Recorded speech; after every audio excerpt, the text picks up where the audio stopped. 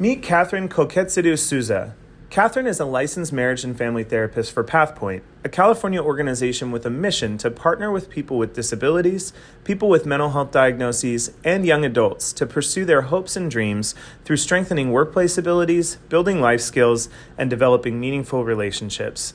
Catherine is one of the many PathPoint providers who offer individualized, client-centered, and strength-based counseling to help clients through their many stages of life. From the provider perspective, telehealth also comes with its challenges.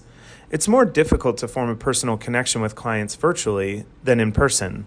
There's also a limited ability to see full body language or control the external environment, whether that be in-home distractions, multitasking, or technology challenges. Catherine says, I think actually the telehealth has really significantly helped a little bit reduce the stigma around getting services, because if it's as easy as just logging in an app, something that, everyone does all the time on their daily life, it feels easier. You don't have to even walk in a place that you are worried who will see you going into that space. So I think in that way, there has been a lot of benefit. While telehealth has helped increase the accessibility of behavioral health services, Catherine's experience shows there's still stigma around receiving mental health services. Telehealth shouldn't have to be a solution to avoid stigmatization, but for some, it is. Receiving mental health care can be intimidating. For example, walking into an office versus receiving care from your home feels very different. For those who prefer to start care in a more familiar environment, telehealth has provided a safe space. It has also increased access for those in remote areas, elderly people who may be homebound, those with limited transportation, and those with childcare needs. Having telehealth as an option has improved access to mental health services, but there are still barriers to address. Clients need affordable access to care.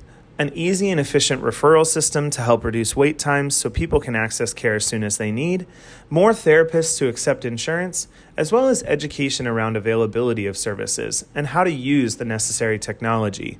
Leaders and decision makers must also look at the root problem and help address mental health stigma. The National Alliance on Mental Illness collected the following strategies from their community of mental health peers and experts to help fight mental health stigma. Talk openly about mental health. Offer training, educate yourself and others. Respond to misperceptions or negative comments by sharing facts and experiences. Be conscious of language. Remind people that words matter. Encourage equality between physical and mental illness. Draw comparisons to how they would treat someone with cancer or diabetes. Show compassion for those with mental illness. Be honest about treatment and normalize it, just like other forms of healthcare.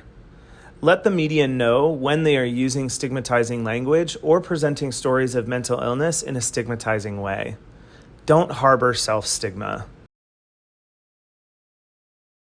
Telehealth alone isn't enough to address the pervasive stigma around mental health.